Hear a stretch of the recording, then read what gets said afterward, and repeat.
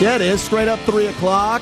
Happy Monday, which, well, I don't know if that really fits around these parts the way the last couple of weekends have worked in the NFL and in college football and in baseball, but we'll make it that.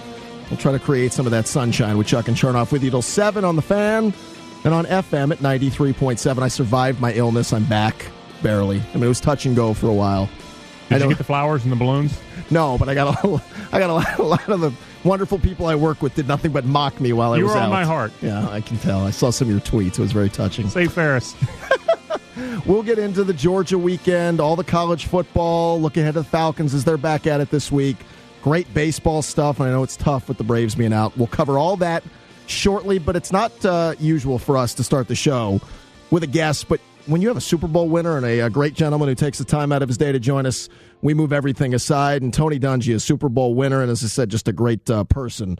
In town to work with the folks at Comcast as they do their Internet Essentials event here in Atlanta. Let me give you some background about this as we welcome Coach Dungy in. Coach, it's a pleasure. How are you doing? Thank you very much, Matt. Doing great. Good to be with you guys. Well, it's great to see you, and here's a little bit of the background, and it's good to know you guys are doing this for such a great cause. But Atlanta Mayor Kasim Reed, Coach Dungy, along with Comcast execs and an all-star cast of local community leaders all coming together today to usher in year 3 of this program, the Internet Essentials program, a series of grant presentations and events, and Coach Dungy's been around town today working with a lot of schools and organizations. Comcast is going to be delivering more than $266,000 to its annual partner organizations, including the Boys and Girls Clubs here of Metro Atlanta, the Latin American Association, the Ron Clark Academy, the Urban League of Greater Atlanta, Centers of Hope, DeKalb County Schools, and more. So it's a great cause. First of all, tell us a little about your involvement, how it became so, and then we'll get to the unimportant stuff. All righty. Thank you. Well, the program that Comcast has is trying to provide Internet service into homes, low-income homes. And so if you qualify, which is by having a child on free or reduced lunch, you can get Internet, no strings attached, $10 a month. No installation fees, no contracts, nothing. You can sign up at Comcast. You can also get a laptop for $150 or less to be able to access the Internet. It's a great program. They contacted me about it 2 years ago and said, hey, we have this program, but we want to get the word out. Could you help us? It sounded just like our family foundation, things that we support. We were excited about being part of it, and it's been awesome to get Internet service into a lot more homes. When I was growing up early, mid-'70s, I found out about RIF, Reading is Fundamental. And I remember the pitch was about people are not connected to the world if you can't read a stop sign, your power bill, whatever. I don't think this is overstating it at all. If you don't have Internet access or any sort of skills to access everything you can, you're not connected to the world in 2013 if you don't have that, and the financial obligation is absolutely a challenge. Some people can't even consider that. Yeah, and if you don't have it, you're missing out on so much. We take it for granted. My kids do their homework. They email their teachers. Their books are actually online now, so they're not taking a big backpack. They're just taking an iPad, and everything's online. Well, if you don't know that and you don't have access to that, then you get out and compete in the real world, you're behind. Applying for jobs, you have to do that online in so many cases now. So we're trying to get help to people who really need it, and this is basically the cost of one pizza a month. And a parent can say, you know what, I can sacrifice a little bit. I can get my kid that advantage that he needs. And paying less but still paying something, that's a source of pride. Exactly. And you know what, I have some ownership in this. Free kind of devalues something. Yeah. You know, it does cost something. You do have to sacrifice to get it, but trying to make it affordable and attainable for families. What I do love, and again, the website internetessentials.com will give you more information, or you can call 1-855-8-INTERNET for more info. I have a kid who's about to be 7. His world, and for most of these kids before internet, they don't understand the world. I mean, and you're right, for the kids who don't have the opportunity to have the advantages at home, I mean, they're going to be playing from behind, so it's a great deal. And, Coach, we're glad you're involved with it. Tony Dungy with Chuck and Chernoff here on 680 The Fan. All right, let's get to the unimportant stuff, and that's the fun stuff that we cover, and that's football and everything around it. You made some comments that you and I talked about before you joined us today last season about Aaron Murray, that when I tell you, Coach, they stirred some people up. And if I misquote you, tell me, because I can do that from time to time. You said you would have taken Aaron Murray number 1 in the draft a year ago. Is that Well, I didn't really say I would take him number 1. They were saying, I forget who had the pick, Kansas City, I guess. And I said, all the quarterbacks that they're talking about, Geno Smith and E.J. Manuel, I'd rather have Aaron Murray. So I didn't think they had to reach out there and go after one of those guys. Number one, take somebody else that could help you. But I thought Aaron was as good as any of the quarterbacks that came out last year. All right, look ahead to this year. And there's a class of quarterbacks coming out this year with the Mariotas and the Bridgewaters and some of these other guys. Boyd. Yeah, Taj Boyd. Where would you compare Aaron to that group? Well, I still like Aaron Murray because of the offense that he's been in at Georgia, the training he's gotten from Mark Richt, and I know the kind of person he is. I know the leader that he is, the work ethic, and that's what separates guys when they get to the NFL. People ask me about Peyton Manning all the time. Tell me what's the best thing. Yeah, he's talented, he's accurate and all that, but the preparation, the work, the confidence that he gives his team because he works so hard, and that's Aaron. I saw Aaron in high school when my son played with him, and I know what he's going to bring to the table that way. There are coaches who, two schools of thought. One is, I got out the stopwatch and the measuring tape, and then there's coaches who look at him and say, ball player. Chuck Noll, I worked for him for 10 years in Pittsburgh, and one thing he taught me, so when you go scouting, leave all that stuff at home. Don't take your stopwatch. Don't take a tape measure. Don't take any of that. Watch people play. If they can play and they're the kind of person you want on your team, that's how you get them. I remember my second year in Tampa, we're trying to draft and we need big plays, and we're considering Warwick Dunn. And I remember calling Bobby Bowden and saying, is this guy big enough, Coach, to be an every down back in the NFL? And as only Coach Bowden can do, he said, well, I can't tell you if he's big enough, but I can tell you he's the best player we've ever had. And I said, well, you don't have to tell me anymore. You've had Deion Sanders and these guys, Derek Brooks, and you're telling me this is the best football player you've ever had. We took him number one. We never looked back, and Warwick was a big part of our success and a big part of what they did here in Atlanta. Tony Dungy with us, Super Bowl winning head coach with Chuck and Chernoff here on 680 The Fan. So Aaron one day will be playing his NFL football somewhere, probably not here because the Falcons are settled with their quarterback situation, but they're not settled right now with a lot of other answers, Coach. Did you see this coming at all? Because while all the expectations outside of the city were Super Bowl, a lot of people picking them 13-3, and Chuck and I looked at it and said, and this is what happens when you watch a team every day and you see them.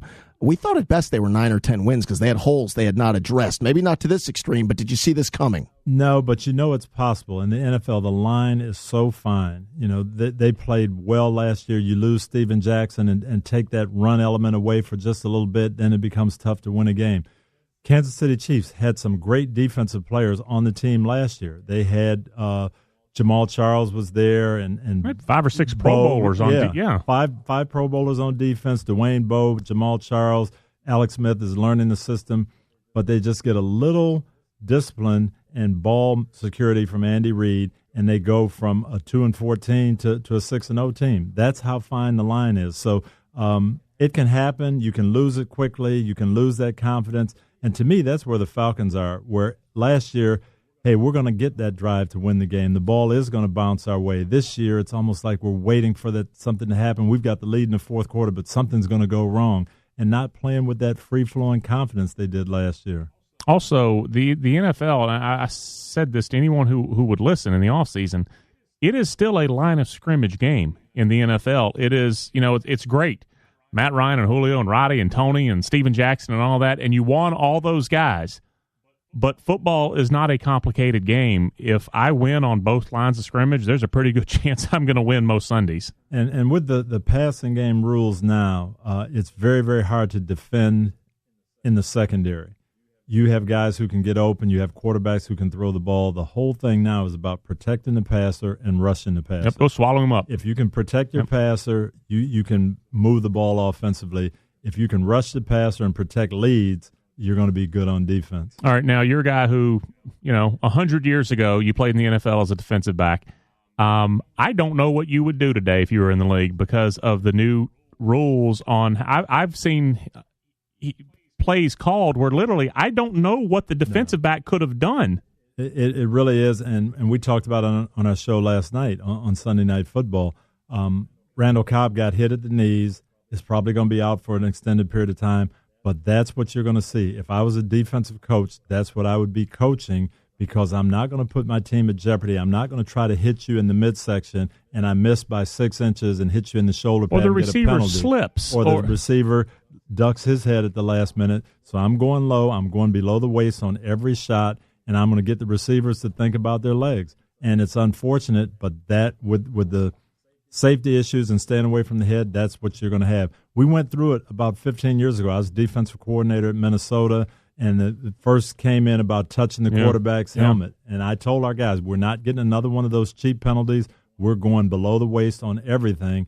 And that's not dirty either. No, that's good coaching. That's what you had to do. And then the quarterbacks complained about their knees. Hey, we're getting hit low. They put in another rule. But that's what we did to counteract the rule that went in, and I think that's what you're going to see from these defensive backs now. Tony Dungy with Chuck and Chernoff here on 680 The Fan. And Coach, I always find it interesting doing this long enough that when things don't either finish well, a Super Bowl contender or a team that just doesn't play well, we need a narrative. We need to know why it didn't work. So in Tampa, you had this incredible run of success like they had never seen. But when it didn't end the way everybody wanted to, it was because Coach Dungy was too nice. Yeah. How much did you hear of that, and how much did that bother you when you heard it after the fact? Well, you can't worry about it. I mean, what I have found, and Coach Noel again told me, that you have to be yourself, because when you win, your character traits will be seen as a positive. And when you lose, those same character traits will be seen as a negative. So when we were winning, I brought calm, I brought order, I brought discipline. When we started not winning enough, then it's the same thing. You're too much that way. So you can't worry about it. Mike Smith's going to go through the same thing. Mike Smith is an excellent coach. Coaching is not the problem in Atlanta right now. He's doing the same things that he did when they were 13-3. They'll pull out of it. They'll be fine. They need to protect the passer and rush the passer, and Mike Smith's personality will have nothing to do with how well they can rush the passer. Well, you moved to this media game. Well, you saw where I was going before I even went down, because we hear this a lot. Coach Smith is like Coach Dungy. They're too nice. They need somebody to – so when Coach Gruden came in, first of all, nobody ever wants to lose their gig. We've lost our gigs, everybody. It stinks publicly. And when they finished the drill with Gruden, and people started running with that even more. And that's exactly what we needed. We needed that coach who was fiery, who was going to fire them up, who was going to give them that – well, then 5 years later, John was too hard on the players, and they needed to go to Raheem Morris, and they needed a coach who understood the players more, and that didn't work for a while. And now they needed Greg Schiano because he was going to be tough and do what Raheem Morris couldn't. And you just go back and forth. And the bottom line is you have to win. When I first took the job with NBC, that's all I heard about Tom Coughlin. He's too rough. He's too coarse. He's lost the players. And then they win the Super Bowl. Oh, he's a motivator. And then they have a down year. Yeah. And so the bottom line is you have to win. When you went to Indy, and anytime you win a Super Bowl, I mean, it's the career achievement, but even more so because people came up with this silly label. Didn't that just mean even more to say I was the same guy coaching, at least there, that I am here, and it worked? It was, and I felt good. I'm not going to change my style. I'm not going to do things to please what people want. Just have to be yourself. We have good enough players, we'll win. And our teams in Indy, we were close. Our best team didn't win. Our 05 team was unquestionably the best, the most talented, probably 04 behind that. 06 was maybe our fifth best team in terms of talent, but that's the team that came together, got hot at the right time, stayed away from the injuries, and we won. You are 54 when you retired? 53. 54, okay. A young man. Millions of dollars to be made. You could have picked up any one of 10 phone calls, gotten a job somewhere. Why aren't you out there coaching? Because you're good at it and you can earn a fair wage. Why aren't you doing it? Well, I started when I was 25, so I coached 28 years in the league, a long time, worked for some great people, had a lot of fun, won games, but I was kind of working with 22 to 35-year-old men, and I had some other things I wanted to do, some other projects like this internet project we're getting involved in, some parenting projects in Tampa, prison ministry, some different things that I could do. And then our son Eric was getting to that age where he was finishing his high school career, getting ready to go to college. He's playing at University of Oregon. I get to watch him play. So it was just a time for me to step into other things. Let me talk to you, Coach, about a couple of current situations right now. Coach Tony Dungy with Chuck and Chernoff here on 680 The Fan. He's in town with Comcast, working with the folks for their Internet Essentials program, which we'll tell you more about. But Adrian Peterson tragically loses his 2-year-old. And I'm reading columns today, one by, I don't even want to give the guy's name, but saying that this is beyond comprehension that Adrian Peterson wants to play through this. You can obviously tell about his character. Everything I've heard about Adrian Peterson, one of the best character guys out there. Fair or not? Well, it's unfair because whether people choose to play, not play, we've seen it. Torrey Smith last year, his brother dies. He plays because he thinks that's what his brother would want him to do. Brett Favre's dad dies. He plays in the game because he knows his dad would say, don't. And Monday night against Oakland. Monday night. Yeah. Go play that game. Do what you're supposed to do. I remember our Super Bowl season. We're playing the Jacksonville Jaguars. Reggie Wayne catches a touchdown pass the last couple of minutes, wins the game for us. We're celebrating. We go in the locker room and get a note. Reggie's brother has been killed in a car accident in New Orleans. Reggie goes home. We send about 40 guys to the funeral. He comes back. The best thing for him to do was get back with his teammates, get his mind back with that team and play. It wasn't that he didn't care about his brother. It wasn't that he didn't have character. That was the way he was going to get through it. So the tragedy in this whole situation was the 2-year-old kid who was put in some tough situation because of choices people made, not whether Adrian Peterson plays a game or doesn't play a game. What would you say to a couple of young guys who are as talented as this league has seen in Von Miller and Aldon Smith right now, if you had a chance? I think we've done them both a disservice by kind of maintaining their ability to do this through some bad decisions. You know, we've kind of aided and abetted them, and I think both organizations and the NFL should have said long before it got to this point, you guys have to slow your lifestyle down or you're not going to be able to play. They're talented young men. They've got to understand responsibility, doing things the right way. Hopefully these suspensions will help them understand that. Well, Coach, listen, let me mention one more time. The Internet Essentials program, again, Kasim Reed, our mayor, along with Coach Tony Dungy and the folks over at Comcast, all involved in this great community endeavor. Again, Comcast delivering more than $266,000 to its Atlanta partners. It's a great cause. InternetEssentials.com. Good for you, Coach, for being a part of it, and we thank you so much for spending some time with us. Thank you, guys. It's always great to be with you. There he is, Coach Tony Dungy. Man's got a Super Bowl ring. And Two of them. That's right, and one heck of a career. He's continuing now on the TV side.